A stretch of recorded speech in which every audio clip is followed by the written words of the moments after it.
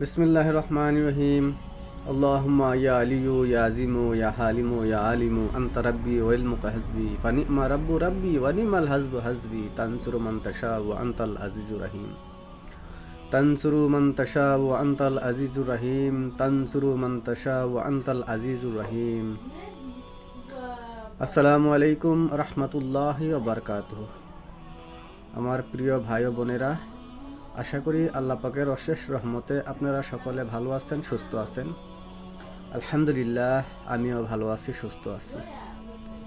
Ahmed Rouhani centre Islamic YouTube চ্যানেলে আমি আপনাদের সকলকে স্বাগতম জানাই অন্তরের অন্তরস্থল থেকে।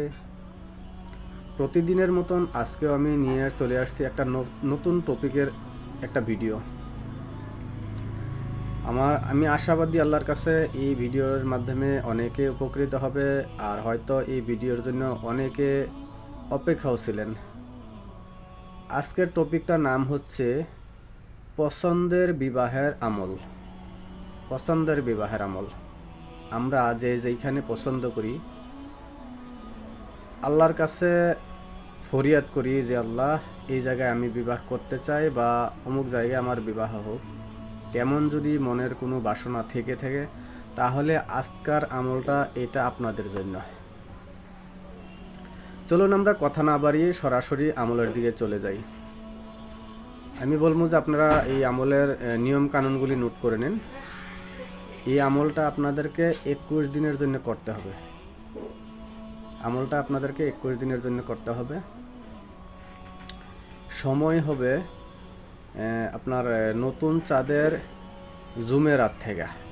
নতুন চাঁদের জুমেরাত বলতে নতুন চাঁদের যে বুধবার থাকবে, বুধবারের রাত্রে যে সময়টা হবে সেটা জুমেরাত হয়, বা কেউ কেউ বৃহস্পতিবারের রাতের যে সময়টা সেটাকে জুমেরাত বলে। তো আপনারা বুধবারের রাত থেকে শুরু করবেন আমলটা। কখন তো শুরু করেন? বুধবারের রাত থেকে এশার নামাজের পর থেকে আপনার সময় ফজরের আগ পর্যন্ত। এখন এই নয় যে আপনি এশার নামাজের পরে আজকে বসলেন রাত 9টায়, কালকে আবার রাত 10টায় বসলেন, এটা না। আপনার সময় এক হতে হবে, মুসাল্লা এক হতে হবে। যেই মুসাল্লার মধ্যে বসে আপনি আমল করবেন সেই মুসাল্লাও এক হতে হবে।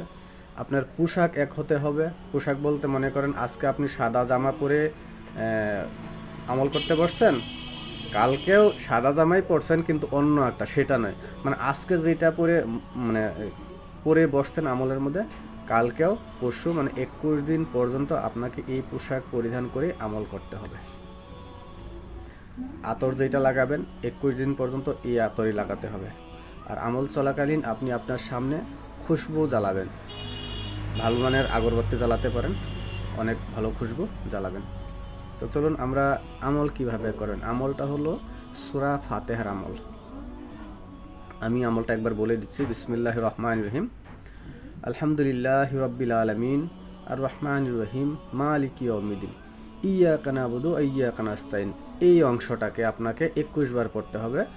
ইয়্যাকা না'বুদু ওয়া ইয়্যাকা নাস্তাইন, ইয়্যাকা না'বুদু ওয়া ইয়্যাকা নাস্তাইন 21 বার পরে ইহদিনাস সিরাতাল মুস্তাকিম সিরাতাল লাযিনা আন'আমতা আলাইহিম গায়রিল মাগদুবি আলাইহিম ওয়ালাদ-দাল্লিন আমিন। আমিন পর্যন্ত আপনাকে পড়তে হবে। এটা হলো আপনার একবার।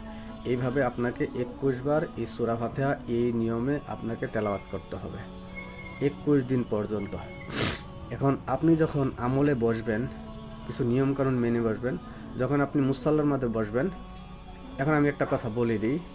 এই যে আমরা আমলগুলা করি, ছোট করেন বড় করেন, আপনি আমলটা যার আমল করতেছেন, যার কাছ থেকে ইজাজত নিয়ে আমল করতেছেন, সে হলো আপনার উস্তাদ। সে হোক আপনার বড়, সে হোক আপনার ছোট, সে হোক কালো, সে হোক ফর্সা, যেই হোক না কেন, সে আপনার উস্তাদ। যখন আপনি আমলে বসবেন, মোবাইল আপনার পাশে থাকতে পারবে না যে আপনি আমল করতেছেন, মোবাইল টিপাটিপি করতেছেন, হবে না। আপনি আমল করতেছেন, আপনার ধ্যান অমুক জায়গায় তমুক জায়গায় যাইতেছে না, হবে না। আপনি যখন আমলে বসবেন, মুসাল্লায় বসে প্রথম 1 মিনিট সময় এইভাবে চোখ বন্ধ করে মুরাকাবা হালতে বসবেন। আপনি মনে মনে নিয়ত করবেন যে আমি যেই আমল করতে বসছি, আমার উস্তাদ আমার সামনে বসে আছে, আমাকে দেখতেছে। আমার উস্তাদ আমাকে দেখতেছে, সামনে বসে আছে। আর আপনি এই মুরাকাবা হালতে বসে আপনি যার কাছ থেকে আমল করতেছেন সে তো আপনার উস্তাদ। তো আপনি তিনার কাছে সালাম দিয়ে ইজাজত চাইবেন যে উস্তাদজি, আমি আমল করতে বসতেছি, আমাকে ইজাজত দিন। আপনাকে তো আমি ইজাজত দিয়েই দিব এখন।